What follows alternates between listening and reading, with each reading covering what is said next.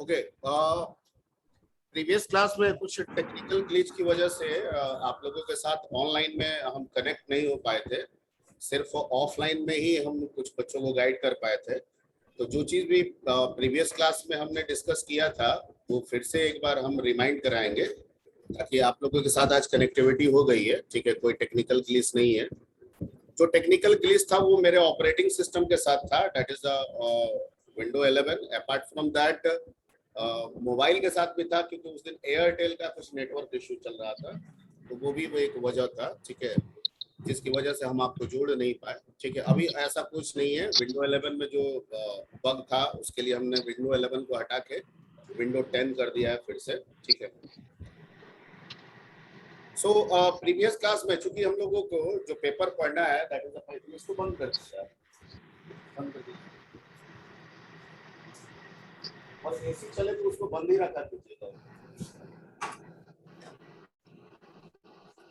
अभी तो एसी चल रहा है।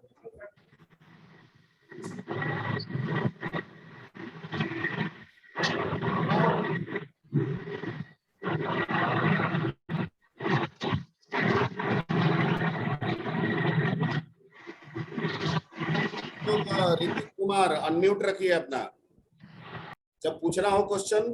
ठीक है, सॉरी म्यूट रखिए, जब पूछना हो क्वेश्चन अनम्यूट करके क्वेश्चन पूछ लीजिएगा। तो प्रीवियस क्लास में ठीक है हम लोगों ने डिस्कस किया था कि लैंग्वेज क्या है, क्योंकि हम लोग को पाइथन प्रोग्रामिंग पढ़ना है और पाइथन प्रोग्रामिंग भी कंप्यूटर का एक लैंग्वेज है। ठीक है, तो पाइथन को समझने के लिए पहले लैंग्वेज को समझना पड़ेगा। ठीक है, तो मैंने बताया था कि जनरल वे में, अगर जनरल पे हम आपसे पूछे लैंग्वेज क्या है, तो आप लोगों ने कहा था कि भाई ये वो मीडियम है जिसके थ्रू हम एक दूसरे के साथ कम्युनिकेट होते हैं। अगर ये मीडियम नहीं होगा तो कम्युनिकेशन भी नहीं होगा। मैंने कहा बिल्कुल सही है, लैंग्वेज एक मीडियम ही है। Language is the medium through which we can connect with each other. ठीक है, अब ईच अदर के साथ अगर कनेक्ट होते हैं तो हम अपने थॉट्स आइडिया को एक दूसरे के साथ शेयर करते हैं तो डेवलपमेंट होता है। ठीक है, नए नए चीजों का विकास होता है। ठीक है, एक कंट्री में बना तो वो दूसरे कंट्री में बनने लगता है। इस तरह से पूरी दुनिया विकसित होती है, डेवलप होती है। तो ये कम्युनिकेशन का बेसिक रोल है। ओके, अब हमने कहा कि भाई लैंग्वेज क्या, दुनिया में एक ही लैंग्वेज बोली जाती है? जवाब है नहीं, हजारों लैंग्वेज बोली जाती है। ठीक है, लेकिन फिर मैंने पूछा कि कोई कॉमन लैंग्वेज तो होगा। ठीक है, तो world wide adopted common language adopted जो है वो है इंग्लिश। ठीक है एवरीबॉडी, ओके। अगर ना भी होता तो कोई दूसरी व्यवस्था निकलता। वैसे तो ग्लोबल लैंग्वेज हमारे पास इंग्लिश मिल ही गया। अगर ये ना भी होता तो भी कोई अल्टरनेट व्यवस्था दूसरी हमको मिल जाती। ठीक है, लेकिन एक रियलाइज किया गया कि पूरी दुनिया में जो कॉमनली बोली जाने वाली जो भाषा है वो है क्या? इंग्लिश। ठीक, अब कोई भी भाषा, ठीक है, आखिर वो भाषा बनता कैसे है? व्यंजन से, अक्षरों से, वाक्यों से, ठीक है, कॉन्स्टेंट से, ठीक है, वॉवेल से, ठीक है, वर्ड्स से, सेंटेंसेस से, इन्हीं से तो लैंग्वेज बनता है। ये जो वॉवेल्स, कॉन्सोनेंट, फिर किसकी आ रही है जी आवाज? राजू कुमार कौन नहा रहा है? कौन ले गया?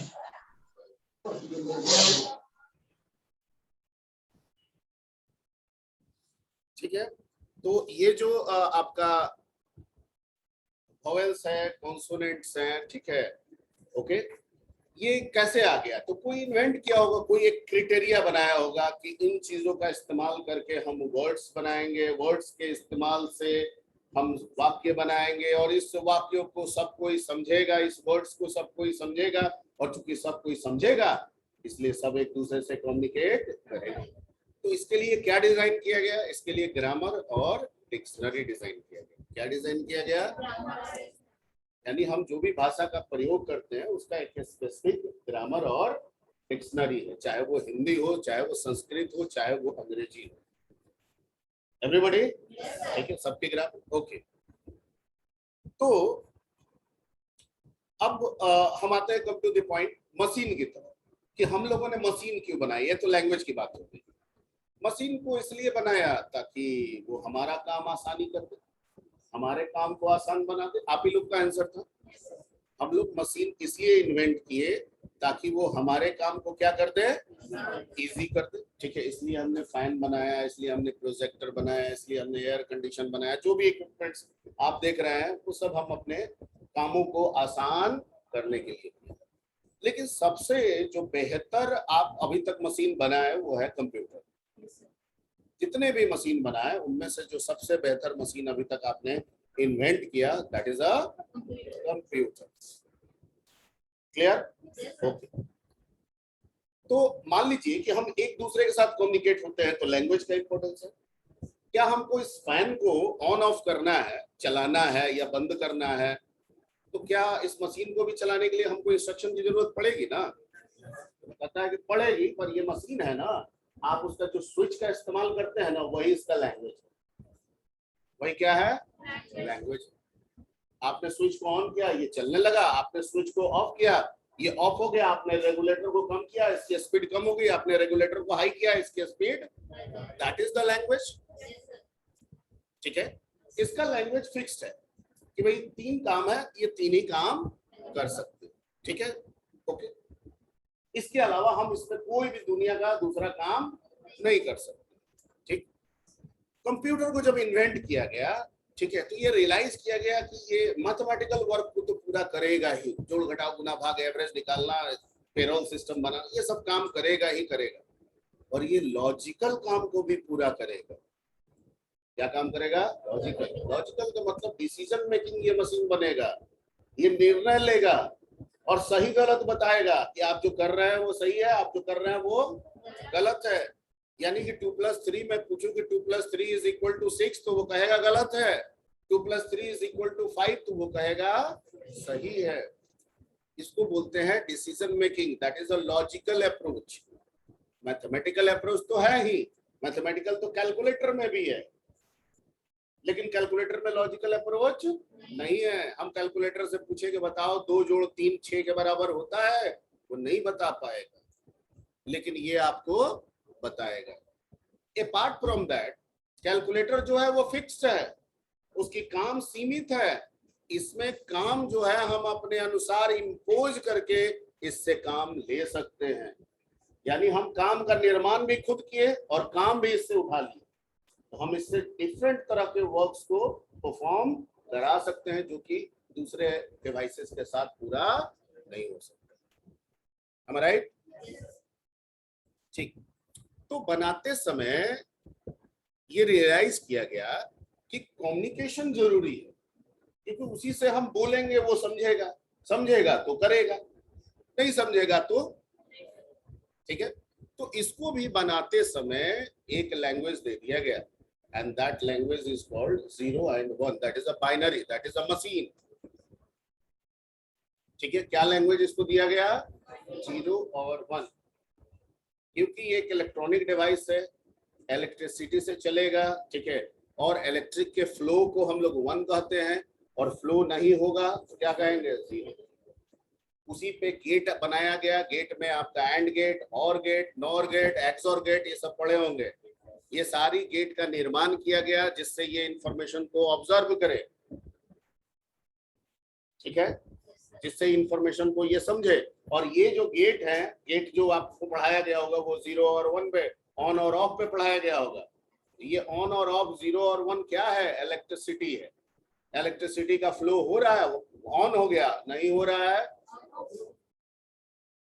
क्लियर? तो इसको वो भाषा समझा के आपके कामों के लिए तैयार कर दिया गया कि अब आप इससे कोई भी काम ले सकते हैं, करवा सकते हैं। ठीक है, इसको तो बना दिया गया, लेकिन बनाने के बाद जब आप तक इसको पहुंचाने की कोशिश की गई कि भैया आप यूज करो, आप अपने कामों को इसमें इंपोज करो, बनाओ, ठीक है, इससे काम लो, तो आपको कष्ट होने लगा। क्यों? क्योंकि आपकी अपनी भाषा 0 और 1 नहीं है। आपकी हिंदी भाषा है, आपकी इंग्लिश भाषा है, आपकी फ्रेंच भाषा है, आपकी रशियन भाषा है, आपकी जर्मन भाषा है, मैं जो बोल रहा हूँ, आपकी चाइनीज भाषा है, आपकी जापानीज भाषा है, आपकी कोरियन भाषा है। आप इस पे कंफर्टेबल, ठीक है, आप 0 और 1 में कंफर्टेबल नहीं है। और इसको यूज करने के लिए जिसने भी दिया वो कहा कि कुछ भी करना है आपको किस में करना होगा, 0 1 में। आपके लिए मुश्किलात हो गए यहाँ पे, ठीक है। तो इसको, इन चीजों को जो हम बात करेंगे इसको जनरेशन में देखा गया। किसमें देखा गया, जनरेशन में लेके चला गया, जिसको कहते हैं generation of languages, generation of languages, generation of computer languages. Point clear?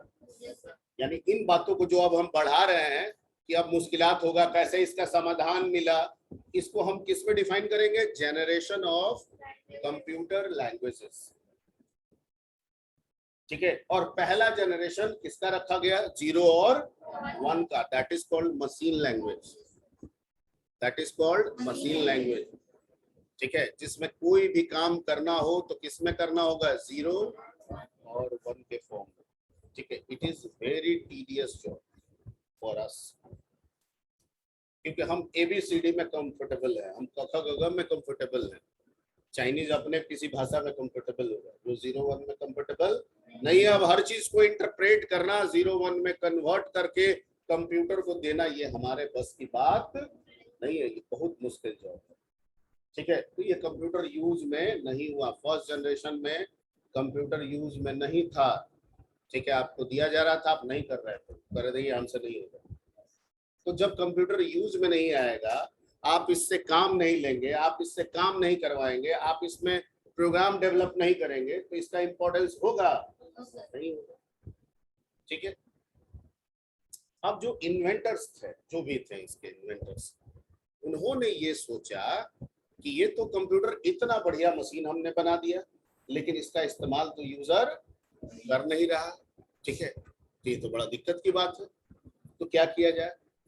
तो हुआ कि रिसर्च किया जाए, क्या दिक्कत है, तो 0 1 का दिक्कत हो सकता है, तो रिसर्च किया जाए।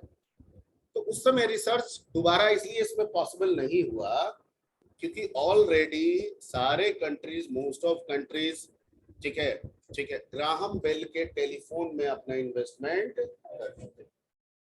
और टेलीफोन भी एक कम्युनिकेशन का बेहतर माध्यम है जो आज भी है, ठीक है। तो उन्होंने रियलाइज किया कि कम्युनिकेशन के लिए टेलीफोन भी जरूरी है, उससे भी हमारा लाइफ फास्ट होगा, ठीक है, हमारा डेवलपमेंट होगा।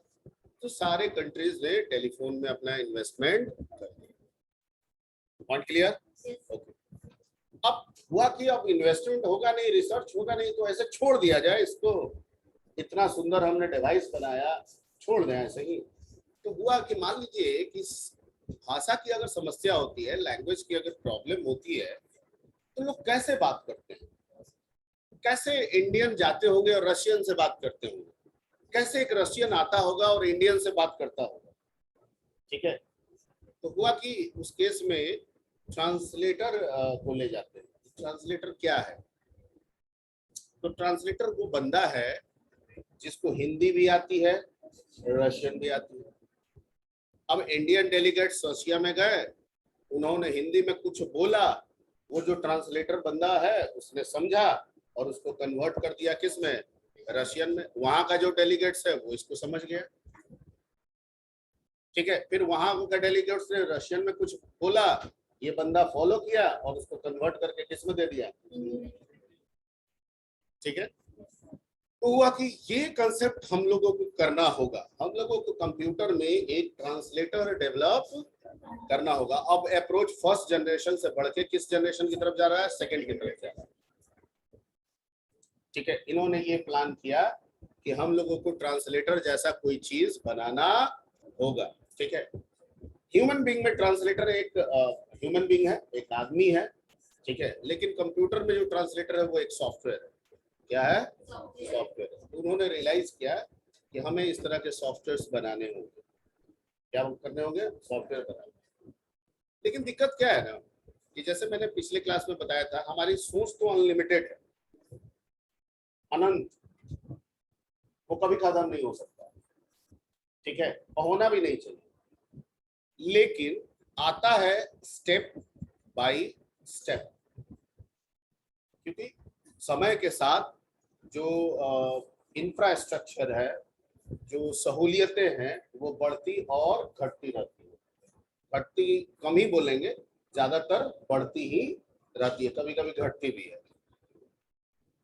तो इस बढ़ती घटती इंफ्रास्ट्रक्चर रिसोर्सेज की वजह से हमारी सोच भी उसी तरह से बदलता जाता है और चीजों को हम उसी तरह से इन्वेंट भी करते जाते हैं। Point clear?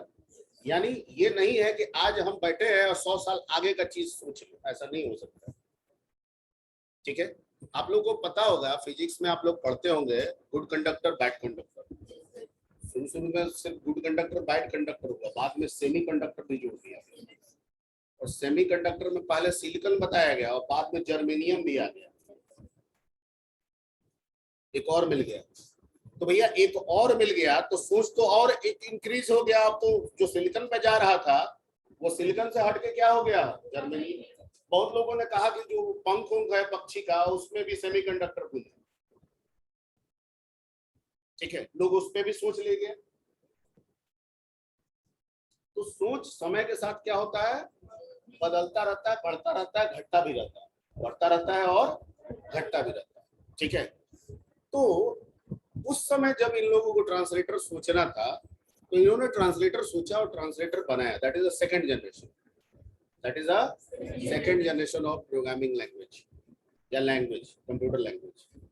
ठीक है, और इन्होंने जो ट्रांसलेटर सेकंड जनरेशन में बनाया उसका नाम रखा असेंबलर। क्या रखा? असेंबलर। क्या नाम रखा? असेंबलर। ठीक है, और जो सॉफ्टवेयर यानी जो लैंग्वेज बना, जो प्रोग्रामिंग लैंग्वेज बना, उसका नाम रखा असेंबली लैंग्वेज। क्या नाम रखा? Assembly language. ट्रांसलेटर असेंबलर कहा गया, लैंग्वेज। ठीक है, यानी उसी ट्रांसलेटर को जब हम प्रोग्रामिंग में यूज कर रहे हैं तो उसे असेंबली लैंग्वेज का नाम दे रहे हैं। हकीकत में वो एक असेंबलर है, वो एक असेंबलर। ठीक है, अब इन्होंने ट्रांसलेटर खोल दिया तो क्या ये हमारे लिए कन्वीनियंट कर दिया है? आगे नहीं हो सकता है उन लोग को उस समय नहीं पता होगा कि पूरी दुनिया में बोली जाने वाली भाषा क्या है, इंग्लिश, या ऑब्जर्व नहीं किया होगा, दिमाग में नहीं आया होगा, बहुत तो बातें हो सकती है। इन्होंने ट्रांसलेटर को बनाया लेकिन उस ट्रांसलेटर को सिंबॉलिक कर दिया। क्या कर दिया? सिंबॉलिक। इसको कहा गया न्यूमोनिक कोड। क्या कहा गया? Mnemonic code. पी से स्टार्ट होता है, पी साइलेंट होता है। न्यूमोनिक कोड मैं लिखवा दूंगा, अभी आपको दिमाग में बैठाना है। Mnemonic code. क्लियर? अब हुआ कि इसमें हम कैसे यूज करेंगे? तो इसमें अब 0-1 का आपको दिक्कत नहीं है, उसमें नहीं काम करना, आपको सिंबल में काम करना। किसमें काम करना है? सिंबल। ठीक है, थोड़ा सा आपके लिए आसान हुआ फिर, लेकिन आप सर पकड़ गए कि सिंबल में हर चीज करना भी हमारे लिए। अब मैं आपको आऊं 1 घंटा पढ़ाऊं सिंबॉलिक एक्सप्रेशन में, आपको पढ़ा दूं, 10% समझ में आएगा, 90% समझ में नहीं आएगा। ठीक है, तो ये रियलाइज किया गया थोड़ा आसान हुआ, लेकिन इतना आसान नहीं हुआ कि सब कोई आराम से इसको भी यूज कर सके। ठीक है, पर ट्रांसलेटर का कंसेप्ट मिल गया। इसका कंसेप्ट मिल गया, ट्रांसलेटर। अब यहाँ भी देखा गया कि इस तरह से पॉपुलैरिटी नहीं हो रही है, सॉफ्टवेयर नहीं बन रहा है, लोगों का काम नहीं हो रहा है। लोगों का काम नहीं होगा कि ये कंप्यूटर कौन खरीदेगा? अरे आपका काम ही नहीं होगा तो आप कंप्यूटर खरीदिएगा? नहीं खरीदिएगा।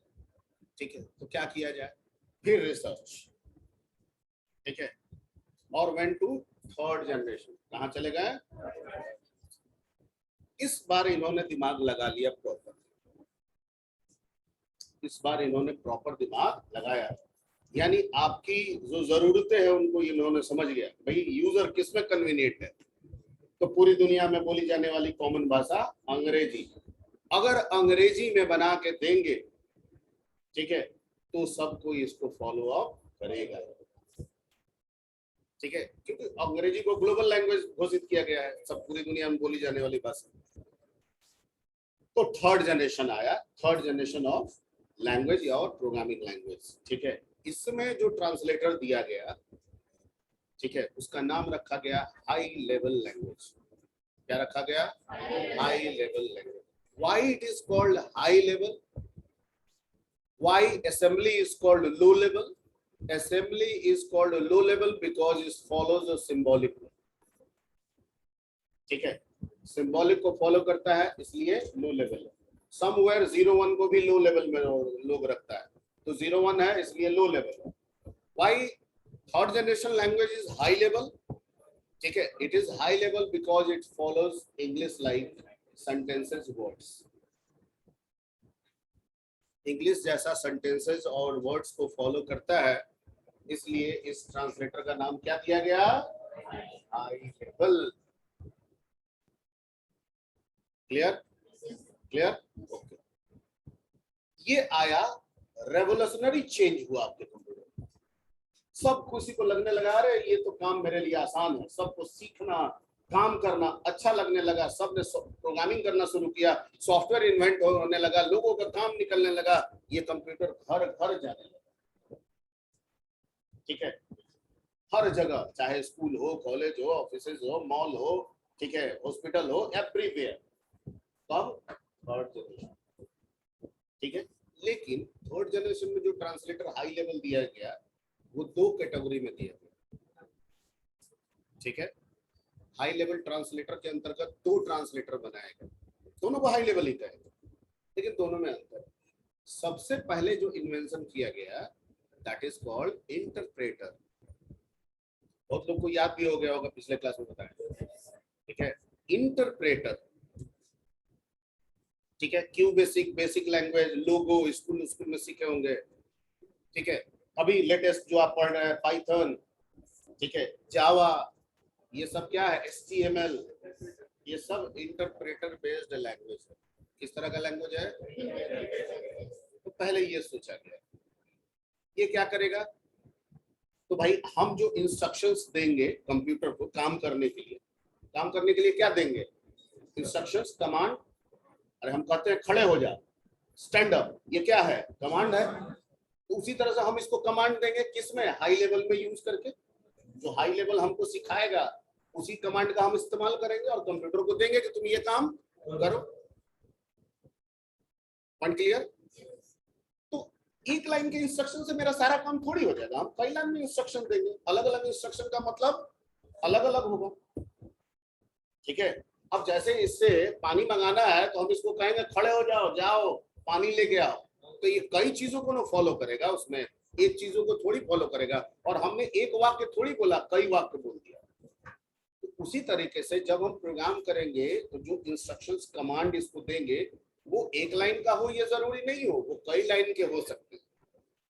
ये इंटरप्रेटर कहता है कि ठीक है, आपका इंस्ट्रक्शन चाहे एक लाइन का हो या कई लाइन का हो, हम उसको फॉलो करेंगे line by line, from start to end, from start to and.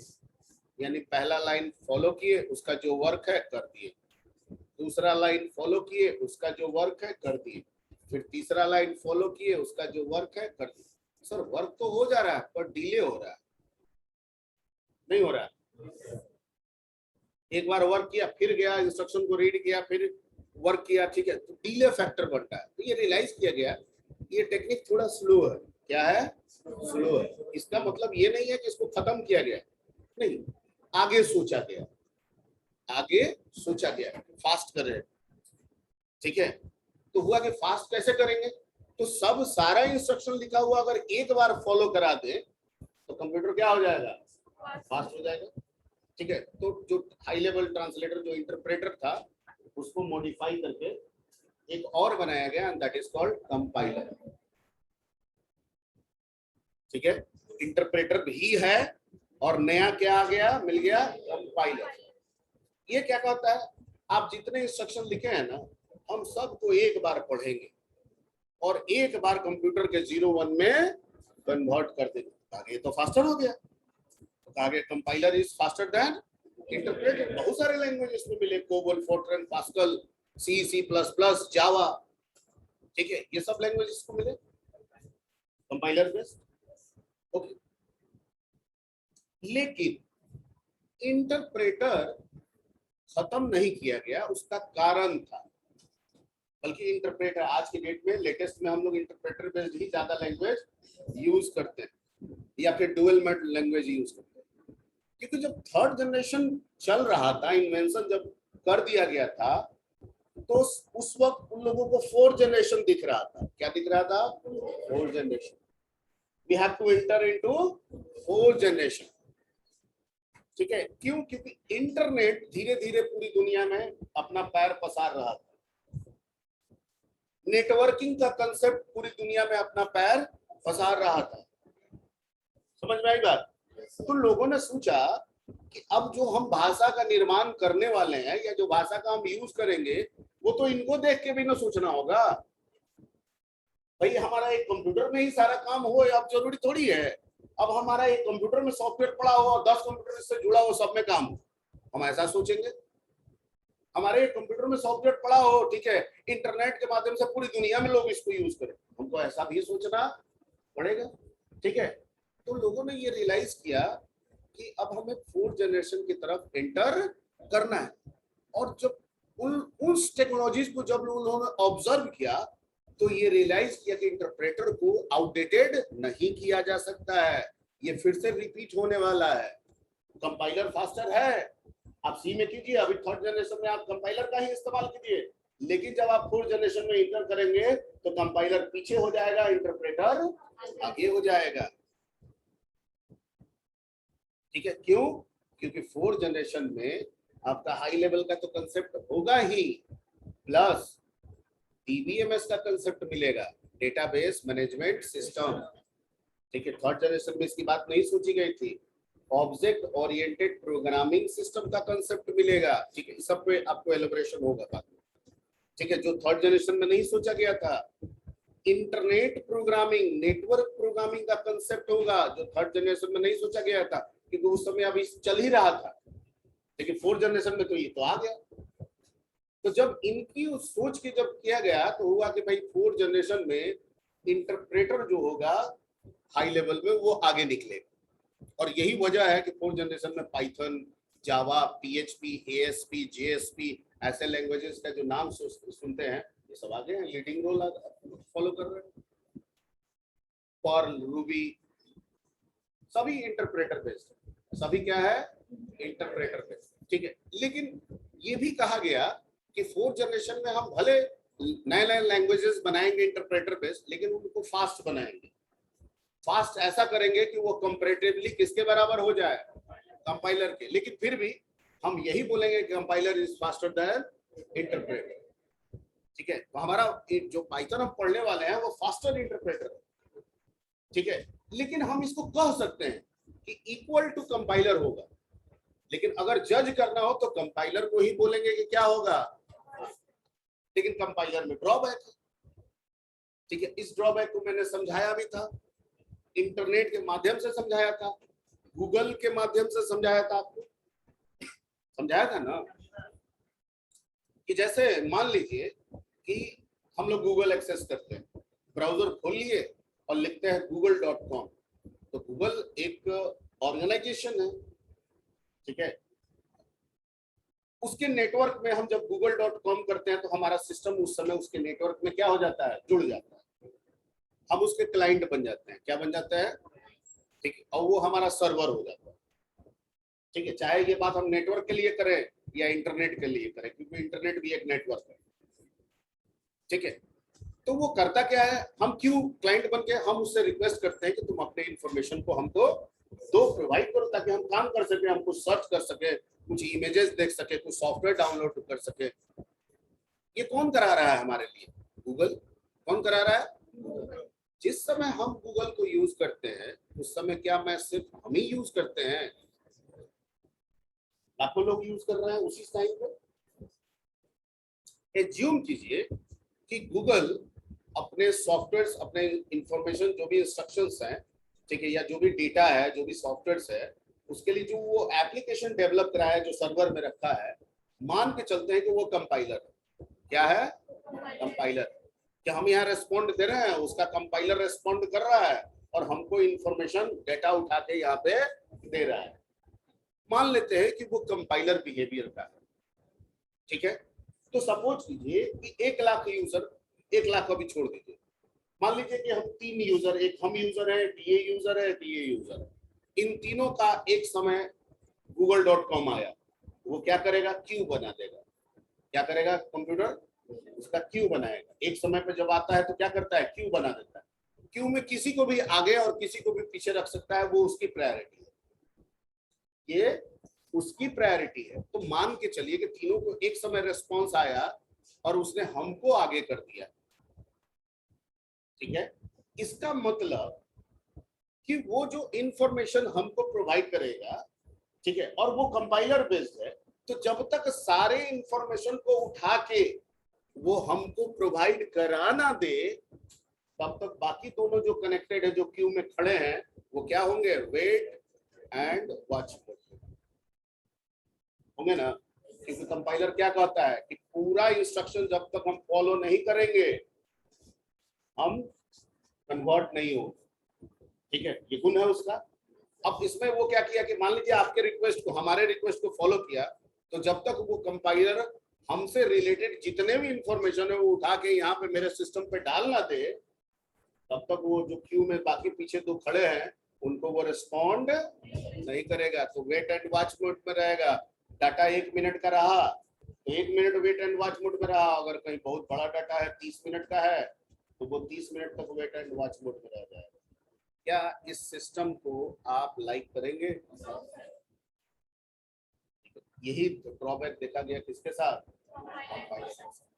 ये ड्रॉबैक हमको इंटरप्रेटर के साथ नहीं मिला, क्योंकि इंटरप्रेटर का बिहेवियर लाइन बाई लाइन है, ठीक है, ठीक है। क्यू में तीनों को लगा दिए, google.com है, उसका जो इंस्ट्रक्शन प्रोवाइडर है, जो सॉफ्टवेयर बनाया है, वो इंटरप्रेटर बेस्ड है, तो लाइन बाय लाइन काम करेगा, ठीक है। मेरे को प्रायोरिटी दिया, मेरे को एक लाइन एग्जीक्यूट किया, दे दिया, भेज दिया मेरे कंप्यूटर में, ठीक है, ओके। डाइवर्ट कर दिया सेशन, उसी लाइन को इसको भी दे दिया, डाइवर्ट कर दिया सेशन, उसी लाइन को इसको भी दे दिया, क्योंकि लाइन बाय लाइन बिहेवियर है। जब तीनों का काम पूरा होगा, फिर दूसरा लाइन मेरे को दिया, दूसरा लाइन इसको दिया, दूसरा, सबको लगेगा कि मेरा काम हो रहा है। इस अप्रोच को सबको लाइक करेगा, ठीक है। और हम भविष्य में इन इंटरप्रेटर को फास्ट बनाएंगे, नेटवर्क को फास्ट बनाएंगे, ताकि सबको लगेगा कि मेरा काम जल्दी जल्दी भी हो रहा है। पहले गूगल स्लो था, पहले ब्राउजिंग स्लो था, आज के डेट में ब्राउजिंग तो सिर्फ फास्ट होने के लिए ब्राउजर रिस्पॉन्सिबल नहीं है, आपका हार्डवेयर भी रिस्पॉन्सिबल है, आपका इंटरनेट स्पीड भी रिस्पॉन्सिबल है, टेक्नोलॉजी भी रिस्पॉन्सिबल है। तो ये सोच लिया गया कि भविष्य में हम चीजों को फास्ट बनाएंगे, चीजें और क्या होंगी, फास्ट होंगी, जो कि आज के डेट में है। क्लियर, ठीक है, ओके। तो ये हुआ आपका फोर्थ जनरेशन। फोर्थ जनरेशन में थर्ड जनरेशन रहा, plus object oriented programming system, plus DBMS database management system, plus internet programming, ठीक है। अब हम प्रोग्राम को अपने कंप्यूटर पर रन नहीं कराएंगे, अब हम अपने प्रोग्राम को पूरी दुनिया को कहेंगे कि एक्सेस करो, ठीक है, ताकि पूरी दुनिया के यूजर्स को हम जोड़ सकें, ठीक है। Point clear, okay. And the next generation, जब फोर्थ जनरेशन में हम लोग एंटर कर गए, जब फोर्थ जनरेशन में सारे काम कर लिए, तो हम लोगों को अगला जनरेशन दिखने लगा जो कि अभी का है, and that is a fifth generation, ठीक है। अभी right now we are in fifth generation of language, computer language, ठीक है। तो फोर्थ जनरेशन में ये रियलाइज किया गया कि बहुत सारी कंट्रीज, ठीक है, अपने सारे एक्टिविटीज को तकरीबन कंप्यूटराइज कर चुके, ठीक है। अब भविष्य उनका जो होगा सिर्फ अपडेट का होगा, मॉडिफिकेशन का होगा, ठीक है। भविष्य में कैपेसिटी बढ़ेगी, डाटा का रिक्वायरमेंट बढ़ेगा, उसी अनुसार सॉफ्टवेयर पे चेंज लाना होगा।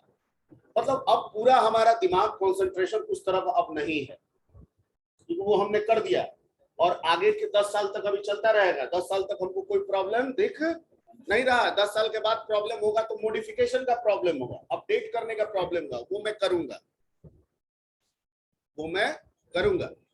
पर अब क्या करें, 10 साल बैठे रहे, ठीक है, कुछ तो करना है। अब इस मशीन का यूज छोड़ दें तो वो आगे नहीं। अब हम लोग फिफ्थ जनरेशन में इंटर किए, और इसमें ह्यूमन बिहेवियर को पूरा करने के लिए इस कंप्यूटर को हम तैयार कर रहे हैं। What is the human behaviour? lot of human behavior.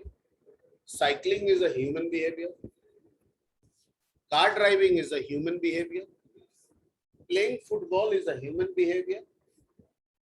ठीक है, running is a human behaviour, serving is a human behaviour. मैं जो बोल रहा हूँ समझ में आ रहा है? ठीक है, this all are the human behaviour.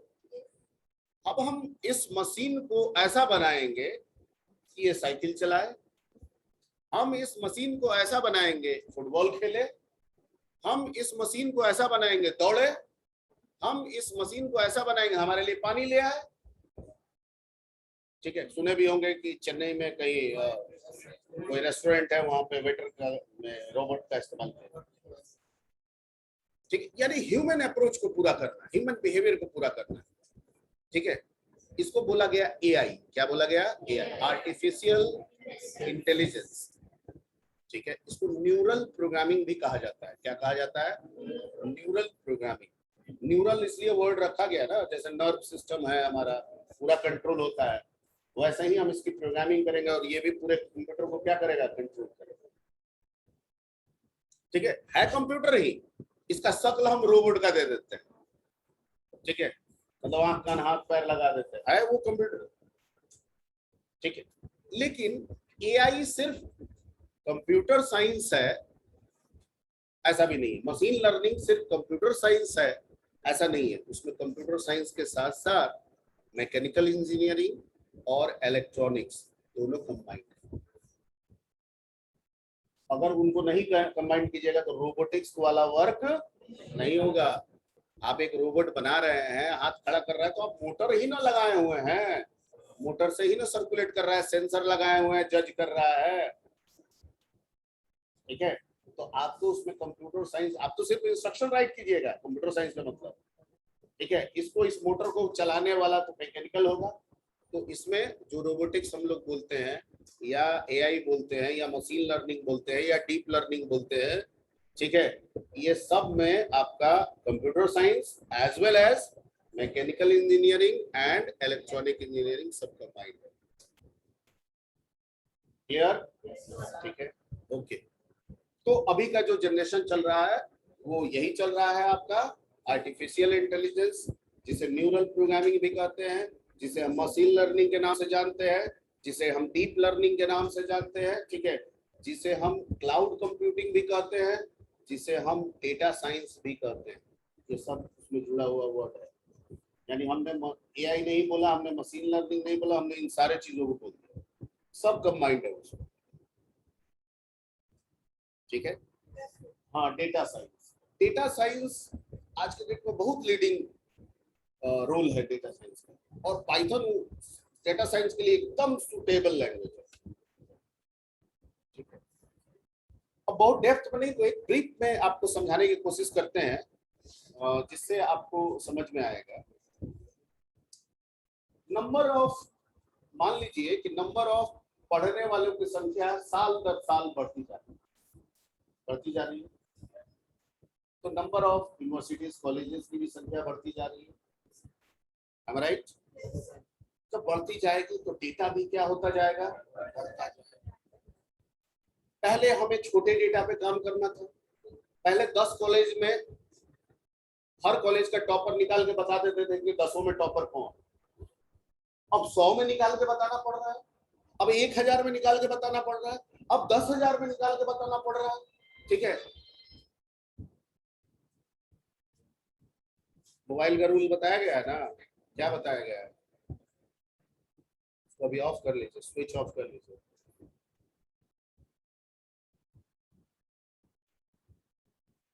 ठीक है, तो अब डाटा की कैपेसिटी वॉल्यूम काफी बड़ी हो गई।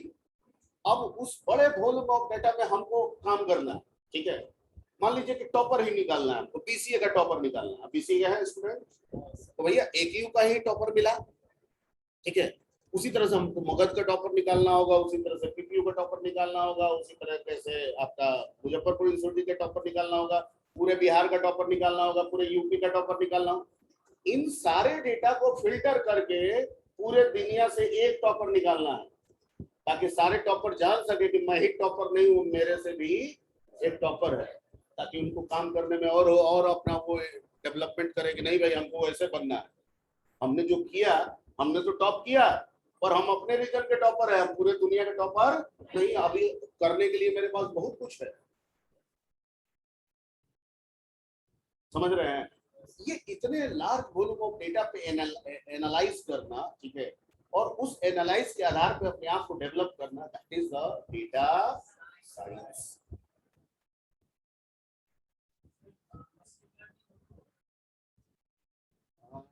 मशीन लर्निंग आप लोगों को एज एड ऑन के तौर पर, वर्कशॉप के तौर पे आपको लोग मिल जाता है।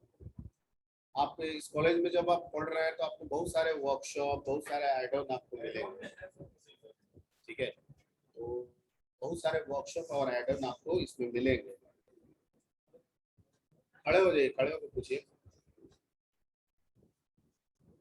हो गया? ठीक है, वो आपको मिलेंगे और आपके सारे सीनियर्स इस चीज को कर लिए हैं, आप भी करेंगे। क्लियर? ठीक है, उस पर ज्यादा दिमाग नहीं करना है। समय समय के साथ साथ आपको वो चीजें मिलती रहेंगी। जब आपका उसका सुटेबल समय होगा आपको वो चीजें प्रोवाइड कर दी जाएंगी, ठीक है। जिनमें से एक शायद आप जब ब्रिज में थे तो आपको पाइथन का मिला था, ठीक है। वैसे ही कई चीजें आपको मिलती रहेंगी समय समय पर। इसके लिए आपको निश्चिंत रखना है, सिर्फ दिमाग को ये रखना है कि जब भी मिलेगा हमको चीजों को सीखना। चलिए आज की सेवा यहीं तक। नेक्स्ट क्लास में इसी से आगे बढ़ेंगे और थोड़ा लिटरेचर पार्ट होगा, क्योंकि पिछले क्लास में डिस्कनेक्ट कनेक्शन नहीं हो पाया था, ठीक है। ऑनलाइन में कौन हमको भेज देगा जी? अटेंडेंस चाहिए। Hrithik Kumar, yes sir. क्या आप ये भेज